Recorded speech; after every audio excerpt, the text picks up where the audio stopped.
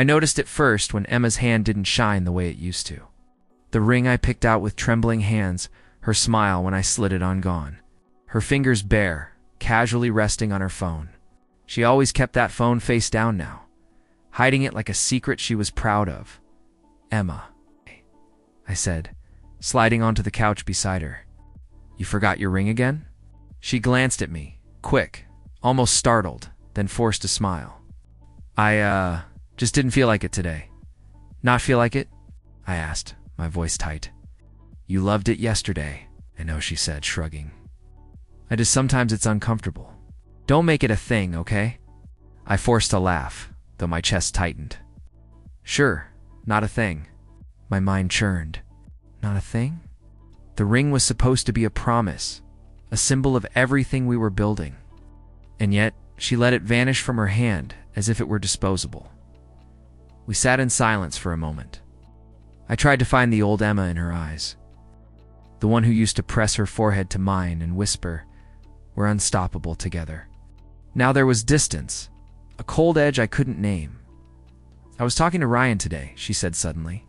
He's working on that project for the office, Ryan Whitmore. Just a client, I reminded myself. Nothing more, I said, trying for casual.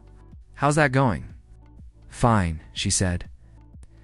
But I caught the flicker of something in her eyes, something calculating. He's very ambitious, Daniel.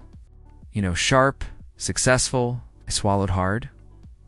Yeah, sounds impressive, she smiled, but it didn't reach her eyes. Sometimes I wonder if you're satisfied with where we are. I blinked. Satisfied, Emma? I'm building my life. For us, her laughter was light, almost mocking. For us, you work late nights, save every penny, and dream small. I see men like Ryan, big offices, big titles, big futures. I can't help thinking. She stopped, biting her lip. I felt it then, the slow creep of doubt wrapping around me. She's comparing me already. I wanted to protest, show her that ambition isn't just wealth, isn't just a corner office. Emma, you know I'm doing this for us. Every step I take, I'm thinking about us. She looked away. I know you are. I know, but some people just move faster. They get opportunities I can't ignore. I leaned back, the words hitting harder than I expected. Are you saying I'm not enough? Daniel, don't twist it, she said quickly. I never said that. I need more. You're kind, thoughtful, but sometimes I wonder if you see the bigger picture. I pressed my lips together. I wanted to shout, to beg, to plead. Instead, I asked softly, am I wrong for thinking love matters more than status? She hesitated. It does. Of course it does. But sometimes love doesn't pay bills or open doors, Daniel. You know that. Her words sliced through me. I wanted to hold her hand, to reassure her, but she pulled her hands into her lap, hiding them. I remembered the first time I bought her flowers on a rainy afternoon. She cried, not from happiness, but because someone had noticed her. And now she sees me as invisible. Do you? Do you want to postpone the wedding? I asked, my voice barely above a whisper. Emma's eyes darted toward the window, watching nothing. I need time to think. Time to think. Those words weighed more than 1,000 I don't loves could. I felt my chest tighten, the air escape in a slow, shuddering breath. I see, I said. I forced a smile, though my hands trembled. Take all the time you need. She finally looked at me, her expression soft but distant. Thank you for understanding, Daniel. I nodded, unable to look away from the floor. Understanding. I understood perfectly. She's already moving, planning, deciding a life I might never be part of. And I'm still here, trapped in the memory of our first kiss, our first promise. We didn't speak for the rest of the evening. I watched her scroll through her phone, face down, ringless. I wanted to ask what she was thinking, who she was talking to, but the words wouldn't come. I can't lose her. Not like this, I thought. But even as the words formed in my mind, I knew the truth. Something was breaking between us, something that neither of us could fix by pretending everything was fine. Finally, she closed the phone, turned to me and said again, softly but firmly, "I need time to think." I nodded. My throat was tight. My hands ached. And for the first time, I feared the answer she might return with. I walked into the living room and found Emma sitting stiffly on the couch. Her hands folded, her face distant. I had that sinking feeling I'd been trying to ignore all week. "Daniel, we need to talk," she said. Her voice was calm, almost rehearsed. I sat across from her, trying to mask the tightness in my chest. "Talk about what?" She hesitated, then looked down. "About us." My stomach sank. I swallowed hard. "Go on." Emma took a deep breath. "I can't do this anymore." I blinked. "Do what?" "This?" "What we're trying to build," she said. "I can't pretend it's enough. You're kind and you care, but..." Her eyes flicked away and I knew the sentence was coming. "But what?" I demanded, gripping the edge of the table. "But I'm not happy, Daniel. Not in the way I need to be." I froze. "Not happy?" My voice cracked before I could stop it. I thought we were happy. We've been planning a life together." I've been thinking," she interrupted, voice firmer now. "And I met someone else. Ryan Whitmore." The room spun. Ryan. That charming, arrogant client she mentioned weeks ago. I wanted to shout, to slam my fists, but all that came out was a hoarse, "You're seeing him?" "Yes," she said, calm as if it were the most natural thing. "I didn't plan for it, but it happened. And I can't ignore how he makes me feel." I felt the words burn me from the inside. "Emma, what about me? What about everything we've promised each other? The wedding?" She flinched, almost as if I had hit her. "Daniel, I tried. I really tried. But you're safe, comfortable, mediocre. You settle. You don't reach for more, and I can't live like that." The word mediocre cut deeper than any betrayal could. I wanted to argue, to tell her I'm building something real, that I've been working day and night for us. But the word stuck in my throat. "I don't understand," I whispered. "I thought love was supposed to matter more than money, more than..." "Status it does," she said, shaking her head. "But it doesn't pay the bills I want paid, the lifestyle I've dreamed of, the opportunities I need. Ryan can give me that. I can't get it from you. I love you, Daniel. I really do. But I need more than love." I clenched my fists. My whole body shook. "So, I'm not enough?" "No, not for what I need." She looked at me, her eyes soft but cold. "You're wonderful, but I can't be satisfied with safe. I can't marry safe. I can't spend my life settling." It felt hollow. My voice cracked anyway. "All those nights I stayed up worrying, planning, working for us, all of it means nothing?" She sighed. "It means everything to me, but not enough. Daniel, it's not about effort. You've done everything I could have asked, but it's insufficient." "I'm sorry." I couldn't speak. My mind raced, memories flashing, our first date, our late-night talks, the way she laughed at my stupid jokes. All of it felt like a lie now. Then the door burst open. "What the hell is going on?" Jason's voice rang, angry. He stormed in, his eyes darting between us. "Jason, it's not what it looks like," I started, but he didn't wait. Emma flinched. "It's true, Jason. I'm leaving him." "For Ryan?" Jason's face turned red, fists clenched. "Are you serious?" "Daniel, man, He stopped, looking at me. I could see his anger, his frustration. I felt humiliated, but I couldn't let him speak for me. "It's true," I said softly, looking at Emma. "I didn't want to hear it this way, but it's true." Linda appeared behind Jason, arms crossed. "Emma, what are you doing?" "Daniel, how could you?" Her voice wavered, protective but confused. Emma ignored her. "I'm choosing my life," she said firmly. "Not staying comfortable, not pretending everything is okay." "Daniel, I love you, but I can't stay." I tried to speak, but the words failed me. My throat felt tight. I wanted to scream, beg, plead, but I stayed silent. It was too heavy, too final. Jason muttered something under his breath, storming toward the door. Linda's eyes softened toward me. "Are you okay?" she asked quietly. I nodded, though my head felt numb. I will be. Emma turned toward me one last time.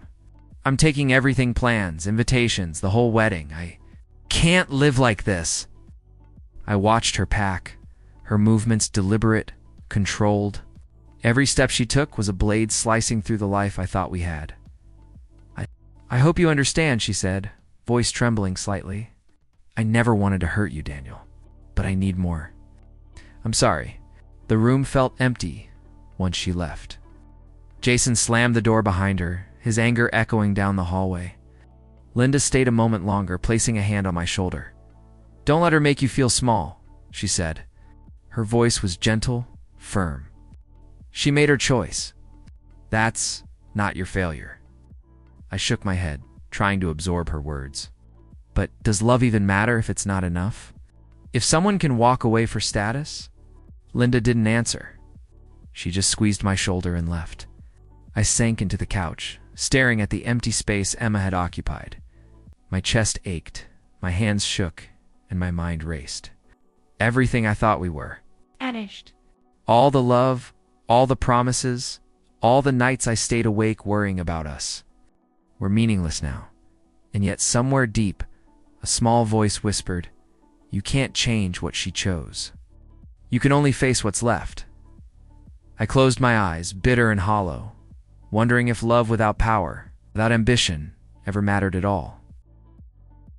I stayed in my apartment that night, staring at the walls as if they held answers I couldn't find. The silence pressed against me, heavy and suffocating. "Daniel." My father's voice broke through the phone line. "Calm, always calm, yeah." I mumbled, leaning against the counter. "I heard about Emma," he said softly. "I'm sorry." "Fine," I lied, though the tightness in my chest said otherwise. "You're not," he replied simply. "I can hear it.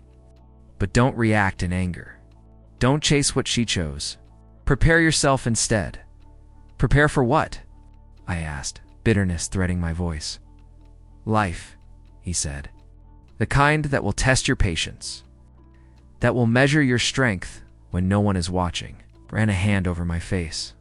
"I don't know if I have the strength." "You do," he said. "You just don't realize it yet. You're ordinary to them because you let them see only ordinary.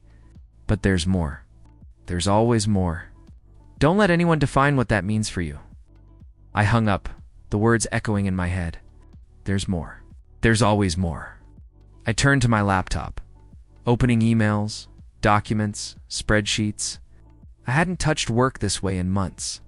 Not because I wasn't capable, I just hadn't needed to show it. A ping startled me. Sophia Reed. She was a consultant I barely knew. Someone my colleagues treated like she was above everyone. Yet her message was different. "Daniel, can we talk tonight? I need your input." I smiled faintly, closing the lid on my frustration. I didn't know anyone vengeance yet.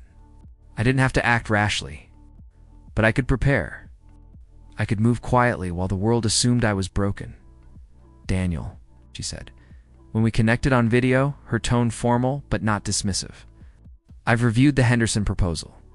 I think your approach is far more sustainable than Ryan's team is showing." I leaned back in my chair. "Thank you, Sophia.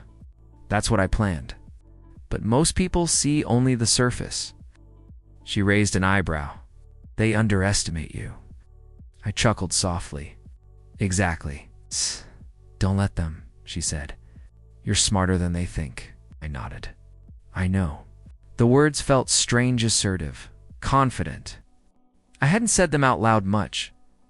We discussed the proposal for nearly an hour. I listened more than I spoke, making minor corrections, giving subtle suggestions. She noticed every detail I emphasized. Every time she said, "That makes sense, Daniel," I felt a flicker of validation I hadn't felt from anyone else in weeks. After the call, I closed my laptop and leaned back, staring at the ceiling. Emma Ryan, their wedding announced publicly. Same venue we had chosen together. Same date we had pinned with dreamlike excitement. I felt a strange mix of anger and resolve. I remembered my father's words, "Don't chase what she chose. Prepare instead." The phone rang. I hesitated before picking up. Linda's voice concerned. "Daniel, are you okay?" she asked. "I'll be fine," I said, trying for calm. "I'm thinking, planning. Planning what?" "Not revenge," I said quietly. "Just understanding. I'll be there." "For the wedding?" "Wait, what?" I said. "I'll attend," I replied. Not to stop it, not to beg to. In something inside myself. To show that I'm still here, that nothing she chose can define me completely. Silence on the line. "Daniel, just be careful," she said finally. "Don't do anything reckless." "I won't," I said. "I'm done being reckless." After I hung up, I paced the apartment. I thought about Ryan, arrogant, smug, thinking he had everything. I didn't hate him, not yet. I didn't need to. He was just another man making the mistake of underestimating me. I remembered the quiet lessons my father had drilled into me as a boy: patience, observation, calculated moves. Power isn't always in the flash, the noise, the show. Sometimes it's in what no one sees. I went to the closet and pulled out my old suit. Perfect fit. Quietly commanding. I hadn't worn it in months. But tomorrow, when Emma walked down that aisle, she'd see someone she never understood. Someone who had been preparing quietly. Behind the scenes, I poured a glass of water and took a slow sip, thinking about her words. "You're comfortable. You settle. You don't reach." Maybe she was right. I had been comfortable. I had let life drift without proving what I was capable of. But that would end. Not for her. Not for Ryan. For me. I sat back, staring at the ceiling again. The city lights glittered through the window. Quiet, ordinary to everyone else. But not to me. I whispered to myself, a quiet vow. I'll show them who I am, without them ever knowing until it's too late. And with that thought, I finally felt a sense of control returning. Not vengeance, not triumph, not yet. Just clarity. I'd attend the wedding. I'd watch them, maybe even smile, while I rebuilt the life they didn't see coming. And I'd do it quietly. I'd do it perfectly, because the man they never asked about was still here, waiting, patient, ready. I arrived at the venue quietly, the familiar hall now brimming with strangers dressed to impress. The chatter hummed around me, and I could hear Emma laughing from somewhere ahead. It struck me sharply. That sound used to belong only to me. Daniel. A voice made me pause. Grace, the wedding planner, stood near the entrance. Her smile faltered, replaced by a flicker of unease. I didn't expect you here," she said, almost nervously. "I thought I should see it through," I said softly, letting the words hang. She nodded, her eyes darting toward the crowd. "Right, well, I suppose. Just don't cause trouble." I smiled faintly. "You know me, Grace. I'm not here to cause trouble." She hesitated before nodding again and slipping back to her tasks. I walked further inside, adjusting my jacket. Guests whispered as I passed. I caught snippets. "Is that him?" "He looks calm." I thought he'd be begging. Their assumptions amused me quietly. Then I saw her, Emma, in the dress we had once chosen together. Ivory silk, hugging her in ways that made my chest ache. She froze mid-laugh when our eyes met, and panic flashed across her face. "Daniel," she breathed, stepping back slightly, her hand brushing the edge of her gown. I didn't answer immediately. I let her panic settle. "Hello, Emma." My voice was calm even. Ryan Whitmore noticed immediately. His smile twisted into something smug. Well, look who decided to show up. Here to plead, Daniel?" I shook my head slowly. "Not here to plead," he laughed, loud and confident, drawing attention. "Then why? Curiosity? Regret? Or just hoping she'll run back to you?" Emma's eyes widened. I saw the guests glance between us. I felt the sting of humiliation, but refused to flinch. "I'm here," I said quietly, letting the words resonate. To witness something. Not to stop it, not to beg. To understand what was chosen. dramatic as always. "You're still pathetic, Daniel. Some things don't change." I stepped closer, just enough to make my presence undeniable. Maybe, or maybe some things were underestimated. Emma's hand tightened on her bouquet. She opened her mouth, but no words came.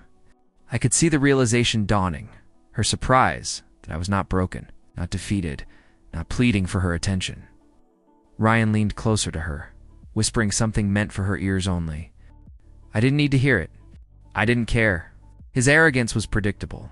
Grace passed by, avoiding my gaze. I noticed her tightening grip on a clipboard. Even she knew something different was happening, something she hadn't anticipated. Ryan cleared his throat, loud enough for everyone. "Daniel here, ladies and gentlemen, thought he could show up and stop the inevitable. Cute, really. But it's too late. She chose me. And you." He pointed casually at me. "You lost." The words hit, and I felt the old familiar pang. But instead of collapsing inward, I straightened, shoulders back. "Lost," I echoed softly, letting it seem like a question. Or perhaps, "You've only been watching the wrong game." Guests shifted uncomfortably. Whispers floated, some shocked, some confused. Emma's face paled. Ryan leaned back, smirking, clearly enjoying the spectacle. "Watch closely, everyone. He doesn't even try to fight. He knows his place." Sad, isn't it? I walked closer, calm and measured. "Funny," I said quietly, so only he could hear. "The ones who know their place are usually the ones who survive quietly." He blinked. For a fraction of a second, the smirk faltered. I let it linger. I didn't need to raise my voice. I didn't need to argue or fight. Presence alone was enough. Emma looked at me, eyes wide, panic now mixing with confusion. "Daniel," I shook my head gently. "Don't. This isn't about you, or me, or even him. This is about watching the consequences unfold while remaining." Intact, the ceremony progressed. I stood in a quiet corner, observing. Ryan tried to make jokes, attempt charm, leaning close to Emma with that arrogant grin. She forced a smile, but her eyes kept darting toward me. A waiter brushed past. I caught the faint vibration of a phone in Ryan's pocket. He glanced down, curiosity and irritation crossing his face. I noticed it immediately. That look, the sudden tightening of his jaw, the rapid scrolling. Something urgent. Something that had nothing to do with me. "Everything okay?" I asked casually, stepping closer enough for him to hear. "Yeah. Just a work thing," he said, a little too quickly. His confident mask slipped for an instant. Emma noticed. She glanced at him, frowning slightly. Her earlier panic returned in force. She suddenly looked small, unshielded, aware that this man she trusted wasn't in full control. I let them stew in that moment. I didn't smile, didn't gloat. Just standing there, quietly watching, made the difference. Grace passed again, still avoiding me. I caught her eyes briefly, a silent acknowledgement of the tension.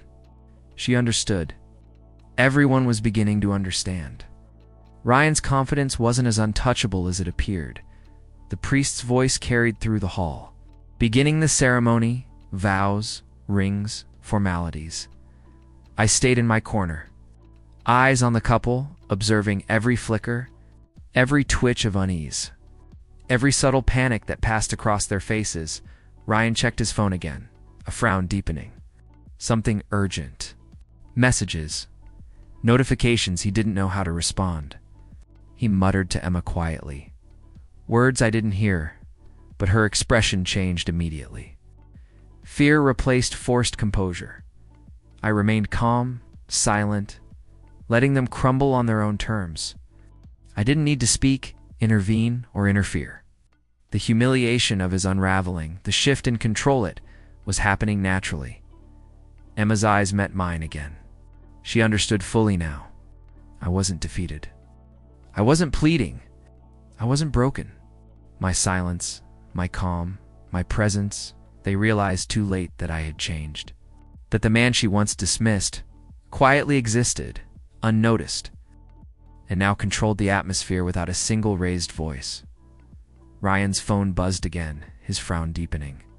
He stepped back, stepping into the role of a man suddenly unsure of himself, while I remained poised, observing, ready, unshaken, and I knew in that moment the real shift had begun. The ceremony was halfway through when I noticed at first a ripple of tension running through the crowd. Whispers, uneasy glances, subtle shifts in posture. I scanned the room, not needing to ask questions. Ryan's phone buzzed again. He glanced down quickly, frowning. His confident smirk faltered. "Everything okay?" I asked softly, stepping closer enough for only him to hear. He laughed a little too sharp. "Yeah, nothing. Just a message from Oliver, that's all." I raised an eyebrow. "Oliver? Business matters, I suppose?" Ryan hesitated, fingers tightening around his glass. "Yes, just business. Business collapsing, maybe," I said, letting my voice carry lightly, like a feather brushing his ear. He didn't answer. Instead, he muttered something and stepped toward Emma, trying to mask panic with a grin, but the guests were murmuring louder now. I could hear fragments. Fraud. Investors pulling out? Police wedding. Daniel. Emma's voice trembled as she glanced at me, confusion and fear mixing. "What's happening?" I didn't answer her. She needed to see it unfold, to understand the consequences herself. "Ladies and gentlemen," a firm voice called from the entrance. Two men in dark suits stepped in quietly, badges in hand. "We need to speak with Mr. Whitmore." A hush fell. Guests looked around, whispering. Ryan's smirk disappeared entirely, replaced by tension so sharp it cut the air. "What is this?" Ryan barked, attempting control. His voice shook slightly. "You're under investigation," one officer said simply. "For financial fraud, misappropriation of funds, and falsifying investor reports. We have warrants and documentation." The room erupted into murmurs. Emma gasped. She looked at Ryan, fear overtaking her previous arrogance. "Daniel, She started, but I held up a hand, silently signaling her to stop. I could see Ryan's hand shake now. He tried to force a grin. This is a mistake." "I can explain." "Not here," one officer said. "Please come with us." Oliver appeared suddenly, suit disheveled, eyes darting. He looked at Ryan, then at the officers. I can't... I have nothing to do with it now." "What?" Ryan sputtered, panic fully exposed. "Oliver, wait." Oliver shook his head. "I warned you, Ryan. I'm out. Good luck." He walked away, disappearing into the crowd.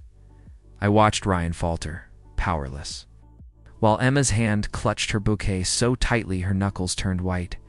I stepped slightly forward, close enough for her to see me. "You used her," said softly, letting my words reach only her. "All this?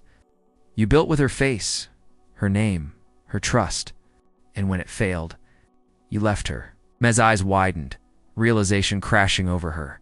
She looked at me, pleading silently. "How did he know?" She seemed to ask. I didn't answer. I didn't need to. My calm presence said everything. I had seen the patterns, noticed the signs, predicted the collapse. I had prepared quietly while everyone else assumed I was broken. Ryan's voice raised now, desperation creeping in. "Emma, you don't understand. This isn't about you. It's always about me when you build your lies on my name." She snapped, voice trembling. Her anger and shame collided. "I trusted you. I believed in us. In what I thought we had?" Guests turned to watch. The tension was thick. Murmurs spread, some gasping, some whispering to each other. All eyes on the unraveling couple. I just wanted success," Ryan shouted. "I needed the image. Everything."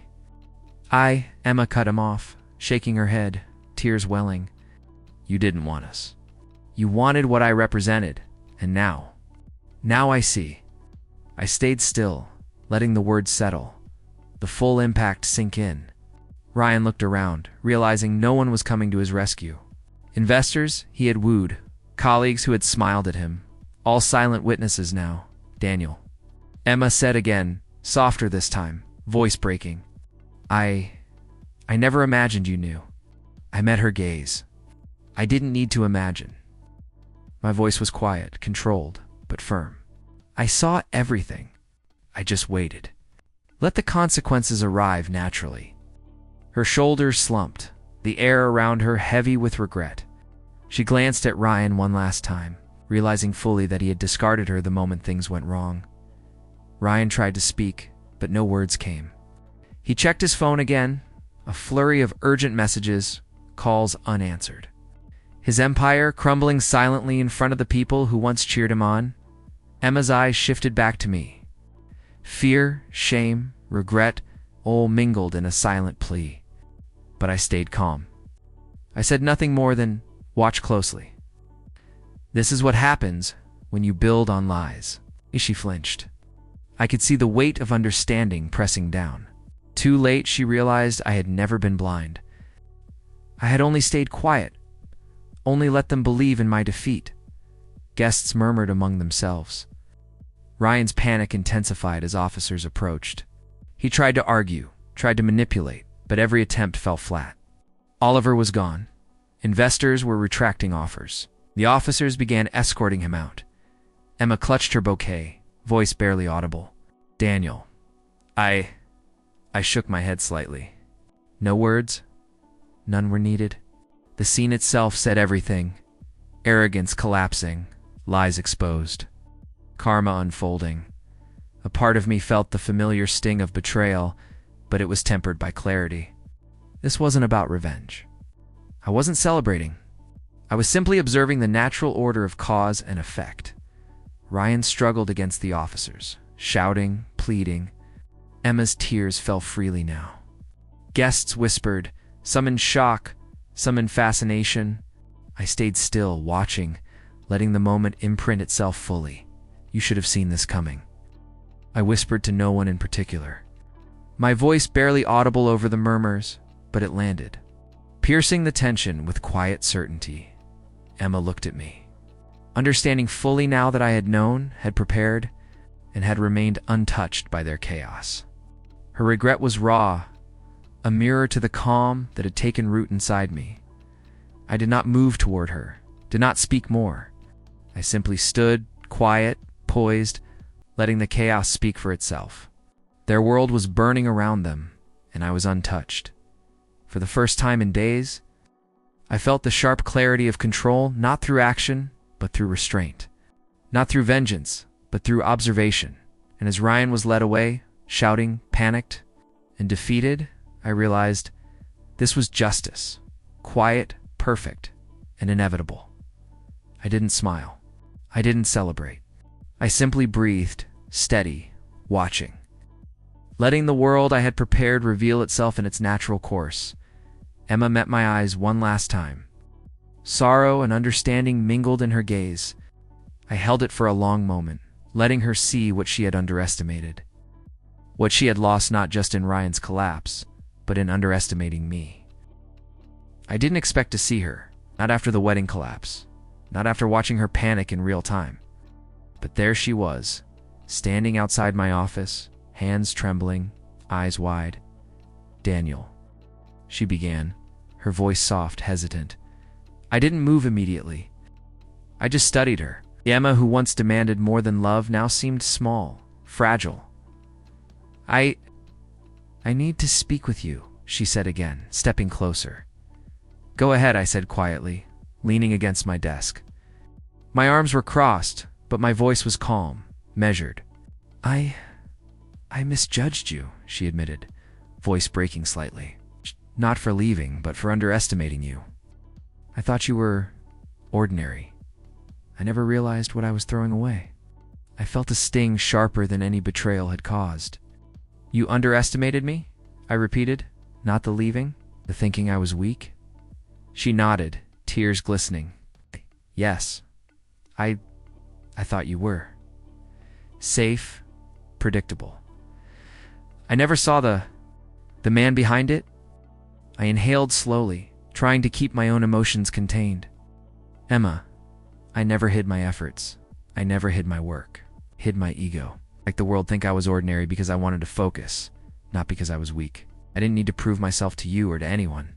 She swallowed, voice trembling. I want another chance. I can't lose you, Daniel. Please, let me. I shook my head gently. No, Emma, not this time. This isn't about revenge. I'm not angry. I'm finished. Her hands gripped the edge of my desk. Finished. Can't be finished. I made a mistake, and I want to fix it. I know now what you are, what we could be. I know, I said softly, holding her gaze. But understanding me now doesn't erase what was done. Doesn't erase the betrayal, the public humiliation, or the choices you made. And it doesn't change the fact that I must walk my path without you. She stepped back, hand over her mouth. Daniel, please. I shook my head again, calmly. Please is not enough. It's too late for second chances. Not because I hate you, but because I respect myself enough to know I deserve someone who sees me clearly from the start, not after the fact. Her eyes filled with tears, and I felt a twinge of sadness, but it was tempered by clarity. I wasn't wrong. I wasn't weak. It wasn't incomplete. Jason appeared in the doorway, leaning against the frame. She's asking for another chance, he said, voice low but sharp. Yes, I replied, and I've already made my choice. Jason's brow furrowed. Good. Don't let her manipulate you. You've got a clear path now, don't look back. I nodded slightly, appreciating the reinforcement. Emma turned to leave, hesitating at the door. Daniel, one last thing, she said, voice almost breaking. I stopped her gently with a hand.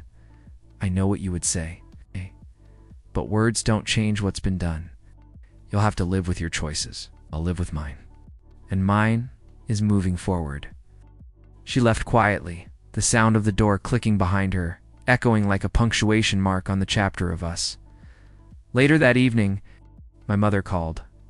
Her voice was trembling. Daniel, my son, I'm so proud of you. For holding your ground, for being strong when they underestimated you. I'm just being me, Mom, I said softly, voice steady. It's time to close this chapter. You have strength beyond what I imagined, she said, her voice breaking with emotion. I cut her gently off. I know, Mom. It's all right. Everything's all right now. Then my father's voice came through, quiet but commanding, carrying the weight of years. Sometimes, Daniel, walking away is the only way to win. I closed my eyes for a moment, letting it sink in. His words weren't angry. They weren't sentimental. They were truth. Simple, unshakable truth. When I opened my eyes, I felt it, the finality, the calm that comes with certainty. I wasn't running. I wasn't hiding. I was done with illusions, done with regret, done with waiting for someone to see me clearly after the damage was done. I walked to the window, looking out over the city lights. Quiet, ordinary to anyone else, but I felt something extraordinary. Control, clarity, self-respect. I didn't need to gloat. I didn't need to show anyone. My victory wasn't loud. It wasn't dramatic. It was internal. I had chosen myself, and that was enough. Jason texted me later. She's going to try again. Stay strong. I smiled faintly, replying, I am. The phone went silent, and I stayed where I was, breathing in the calm, the closure. Not angry, not bitter. Just finished. I didn't look back. Months had passed since the chaos of the wedding. Life moved quietly, almost deliberately, like a soft current carrying me forward. I focused on work, meetings, and projects that demanded my full attention. Daniel, your analysis on the Reed project is excellent, Sophia said over the video call, her tone professional, but warm. I can't believe how thorough your insight is. I smiled, leaning back. Thanks, Sophia. I've been paying attention to the details others miss. She laughed softly. It shows. Honestly, you've grown stronger than I realized. I shrugged. I've learned, quietly. For hanging up, I poured myself a cup of coffee. The apartment was still peaceful. I didn't need anyone's validation. I didn't need Emma's approval. Her name rarely surfaced now, and when it did, it brought only a fleeting memory, not pain. Jason called that afternoon. Hey man, How's life? Better, I said simply. I'm focusing. That's good, he said. You deserve it. Honestly, I still can't believe Ryan got exposed like that. Did you see the news? I nodded, though he couldn't see me. I've been keeping track. It's inevitable. People who build on lies don't last long. True, and Emma? He asked cautiously. I sighed lightly. She's moved on, I suppose. That's not my concern anymore. Fair enough, he said, relief in his voice. I'm glad you're finally at peace. I am, I confirmed, sipping my coffee. The taste was simple, grounding. Small things like this reminded me that calm wasn't emptiness. It was freedom. Later that week, my mother called. Daniel, I watched the segment about Ryan. I'm proud of you, son. You didn't have to act. You didn't have to prove anything. You just survived. I didn't want to act, I admitted softly. I wanted to be quiet, focused. To let life show the truth. That's wisdom, she said. Her voice broke slightly. I cried for you back then, watching the chaos. But now, you're standing tall. I smiled faintly, leaning back in my chair. I didn't win by taking revenge. I won by not becoming bitter. My father called next, voice, calm as always. You've done well, Daniel. That was never about hurting them. It was about keeping yourself intact. Remember, freedom is the greatest power. Yes, I said simply. I understand. One evening, I returned to the old venue, the one Emma and I had chosen months ago. The hall was empty, silent except for the echoes of the past. I picked up a single ivory rose that had been left behind, petals slightly wilted. Funny, I murmured to myself. It used to be filled with dreams. Now it's just empty. I placed the rose on the altar, standing back to take in the space. No anger, no bitterness, just clarity. You survived this, I whispered, as if the walls themselves could hear me. You didn't crumble. You didn't become someone you hated. My phone buzzed. News alerts about Ryan flashed. Lawsuits filed, assets frozen, reputation destroyed. I felt none of the satisfaction I imagined. Karma didn't need me to celebrate. It happened on its own. I walked slowly to the center of the room, letting the quiet wrap around me. The sunlight filtered through the windows, warm and soft. I breathed in deeply, feeling the freedom settle into my chest. You didn't need to fight, I said quietly. You didn't need to beg. You didn't need to prove anything. And that's enough. A small smile tugged at my lips. My reflection in the polished floor showed a man calm. Strong not, because he crushed anyone beneath him, but because he had survived without losing himself. I pulled out a small box from my pocket, the wedding ring. The symbol of a promise broken, of a love misjudged. I held it gently, turning it over in my hands. Not for her, I whispered. Not for him. For me. I opened the window and let it slip from my fingers. It caught the light for a moment, then fell. Spinning slowly until it landed outside, carried away by the wind. Emma's name didn't haunt me anymore. Ryan's arrogance didn't tempt me. The chaos, the betrayal, the humiliation all had passed, leaving only me. Stronger, calmer, free. I walked out of the venue slowly, letting the door close softly behind me. The sound wasn't an ending. It was a punctuation mark on the life I was reclaiming. Freedom, not revenge. Peace, not obsession. Purpose, not regret. And as I stepped into the sunlight outside, I whispered to myself, smiling faintly, I didn't win because they fell. I won because I survived, and I chose me.